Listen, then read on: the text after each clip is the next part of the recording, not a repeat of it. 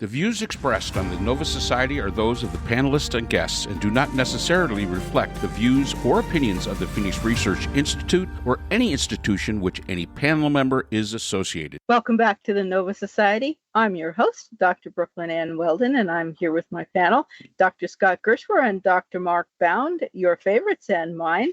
Today we will be answering listener emails, and we have a question from John, who lives in Broad River, Wyoming. And John asks, you talked about political satire and the need for late night comedians, and John has that word in quotes, in our social discord. Well, how did that work out for Jimmy Kimmel? It's about time we, the people, took the political discussion back from these talking heads on late night who only want to promote leftist ideas. They should all be canceled and replaced with more positive American programming. Well, Jimmy Kimmel is back. I guess too many people canceled their Disney Hulus and Disney Pluses and made a huge, late Senator, was it John, the gentleman from Maryland, from Baltimore, I can't remember his last name, Good Trouble, he called it.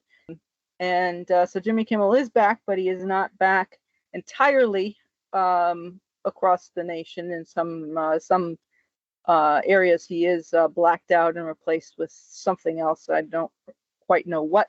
So that's a very interesting question. Very interesting question, John. So I'm gonna assume that Broad River, Wyoming, is it? Yes.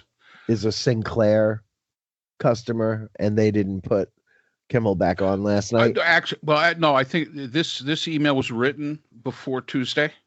Oh, okay. Yep. So that's probably why John did not know that Kimmel was coming back. But it's possible. Of course, there are people all over the country because what was it, Nexstar and Sinclair are still so threatened by the Jimmy Kimmel that they kept him off the air. And I have to say, last night was the first time I've ever watched Jimmy Kimmel. I'm not a big late night TV fan, as I've mentioned before, and I've never seen his program before. I did enjoy the Man Show very much back in the day. That was good fun, and I think that was Comedy Central or something.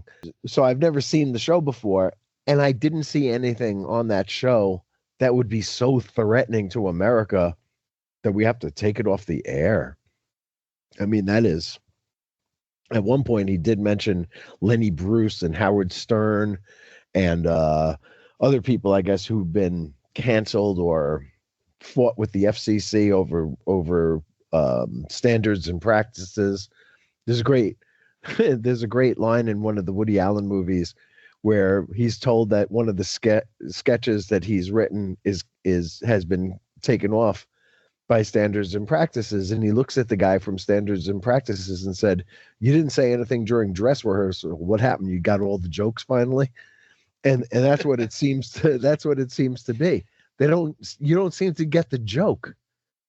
This is America. We make fun of one another, and we do it in a good-hearted way. And yes, we punch up, we don't punch down. And punching up means that the president takes the hits, and every president has bristled at it and thought it was unfair. Remember when Chevy Chase used to trip and fall all over the place on Saturday Night Live, being a clumsy Gerald Ford? Gerald Ford was a college football player at Michigan. He was a tremendous athlete, and he got the joke. He stumbled once, and they just took that and ran with it. That's comedy. You stretch it out, and you make it funnier than it really was in the first place, and that's how you get comedy. And, there's a lot of stuff that you can make fun of Trump about without even going to politics. Hair, dress, manner of speaking, a whole bunch of the coloring of the face with the Cheeto dust, the whole thing. And it doesn't undermine America. It makes America better. And I don't know what they do out there in Broad River, Wyoming. I'm sure it's absolutely gorgeous. I'd love to come visit someday. Somebody can teach me how to fly fish. I would love to learn how to do that. I have ridden horses, but I'm not good at it, but I would love to try it again. But other than that, I mean, tell jokes, baby. Make fun of things. Yeah. And it is, It is so important. And John, I tried to look up where Broad River was. I'm making the assumption, I could be totally wrong, that you're somewhere near Green River, which is in the south, which would be in the southwest corner of the state. Of course, you could be in the Wind River Range, which is more northern than that. But yeah, seems like a beautiful place. Wyoming has some great scenery into it, and I too would like to someday be able to visit Wyoming. But anyway, to your comment. I guess my question to you would be, what exactly do you see as positive American programming? That was my question also. I was going to ask that question if you did. What is that? What is that? Take the political discussion back from these talking heads on late night. How about the talking heads on Fox News? How about the talking heads on MSNBC? How about the talking heads that you see on Newsmax and all these other programs? How about the talking news on the talking heads that you get from some of social media, such as us? Who is the acceptable message coming from? Who gets to decide that? Yes. Who gets to make that decision? Back.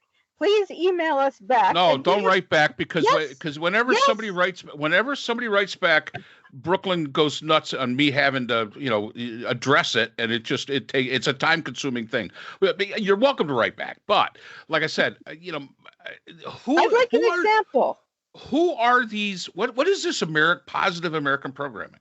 Yeah, I'd like to know what that is, and I'd also like to know what about what Jimmy Kimmel said is leftist, and what I'd like a specific example of what a leftist message from Jimmy Kimmel or any of the late night people might be. Stephen Colbert, any late night person. I want to know what a leftist message would be. Well, anything that goes against whatever Trump says, and if we look at the history, and Scott brings up a good point with Chevy Chase and Gerald Ford, but this isn't only against Republicans. Gerald Ford was, of course, a Republican. This is who was it? Dana Carvey did Bush 1, did a great job with Bush 1. Somebody on Saturday Night Live did Biden, did a great impression of Biden. Biden thought it was funny, thought it was great. Even Kamala Harris, when she was running, there was one of the ladies was doing the Kamala Harris thing, and Kamala Harris showed up on the show with her, and because that's what you're supposed to do. Whatever happened to the correspondence dinner that was always so popular? What went away? Trump era. It went away in the Trump era. Why? Yes. Because he's thin-skinned. Well, do you remember? I'm sorry. Do you remember the SNL one where they were making fun of the Toronto mayor who was got in trouble for drugs and for running up and I don't know if he grabbed one of the women by her chest. He did something, and the guy. It was hilarious, and unfortunately, the actor fell off from behind the podium as part of his act, and he broke his ankle, actually. But I saw that, and his expression, it was hilarious. So comedians are not making fun only of American politicians. It's hilarious. It's very, Charlie Chaplin made fun of the Kaiser back in World War I. He had his brother playing the Kaiser, and Chaplin knocked him out with a gigantic, like a mallet, a sledgehammer. But here's the thing: if you don't like what Jimmy Kimmel says, then don't watch him. I don't watch him. I do like what he says, and I don't watch him. You got lots of channels these days. It's not when we were growing up, there were only 3 basically. So you just don't have to watch him. This idea of taking him off, what was he say? They should all be canceled. And wasn't like the right against cancel culture? Wasn't that like a big thing? Yes. That they were screaming about. I'm being canceled. I tried to do a research project at the school that where I teach, about what it's like to be a conservative student in a liberal institution, right? Because most colleges, and I don't think mine is any different, are fairly liberal. And I thought to myself, wow, it's got to be really tough for these guys to come from these small towns. A lot of them come from in Connecticut, and they're very, very conservative. They have conservative parents. They always vote Republican and stuff. What it must be like to come to a place like that. And I couldn't do the research. I only got two people to call me back and say, I'd like to participate in your research. Everybody else that I asked, people that I couldn't use students, I had to use friends of students. But everybody that I asked said, you know what, I'm afraid to talk about it because I don't want to get canceled. Well, John from Broad River, Wyoming, you want to cancel people? Isn't that what you were railing about these past few years? That seems to be a little crazy to me. Yeah. And you know what? Positive American programming, Mark, I'm going to throw it out there. F Troop. That was fun. That was some funny stuff back in the day. F Troop, MASH was pretty good. Yeah. Positive American programming. Let's see. By the way, a little trivia. Jimmy Kimmel and I went to the same public school in Brooklyn. Really? He's a few years younger than me, but some of the younger brothers of the kids that I went to school with have told me that he was in their class. He was a good punch ball player, and he liked his coloring books. and that his family moved to Las Vegas in, I think, 3rd or 4th grade. I forget which. But yeah, for the first few years, he was there at PS 236 Brooklyn. Excellent.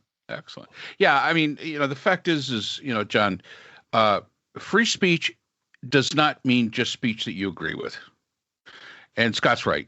You have a clicker at your disposal, push the little button and change the channel if you don't want to hear them. But there's a lot of people that do want to hear them. So are you denying those people that do want and do agree with him and do enjoy his comedy? Are you saying that because in some maybe offends you, I'm not sure, doesn't really matter, that you should have the right to take that away from other people? I mean, and something that they enjoy. And where does it stop, John? I posted something about Ted Cruz, and honest to gosh, me and Ted Cruz, there's two things now I have to begrudgingly admit that myself and Ted Cruz agree on. The first one is that Ted Cruz believes in term limits, and I'm a firm supporter of term limits. And when I found out that Ted Cruz was all for it, I was like, oh shit. I have to agree with Ted Cruz. But he made a statement on one of the podcasts that he was on, and this is just a loose, thing to it. He says, I'm happy that Jimmy Kimmel was canceled. But when the government starts to say who can speak and who can't, that is a dangerous thing for conservatives. Remember, be careful what you ask for. How many times did Joe Biden during his presidency try to cancel Fox News? Never. Or any of the talking heads that you seem to think are positive American programming. How many times did Biden or did Obama try to cancel? George Bush II didn't try to cancel anybody. Matter of fact, they always made fun of him and the way he spoke, in his homespun way. And he got a big kick out of it. He was one of the first ones to be sitting there at the correspondence dinner laughing. I mean, yeah, come on.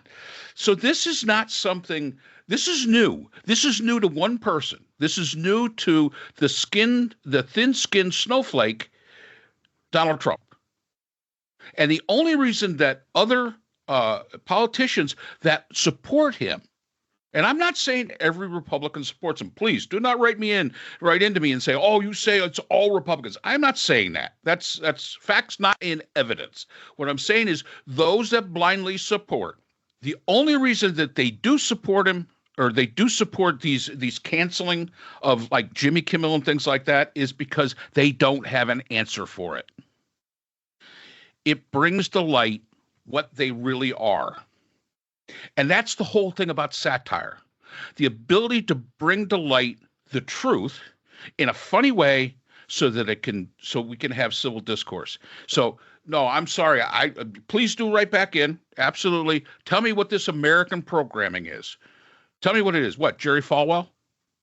Bring him back from, Jerry Falwell, Billy Graham.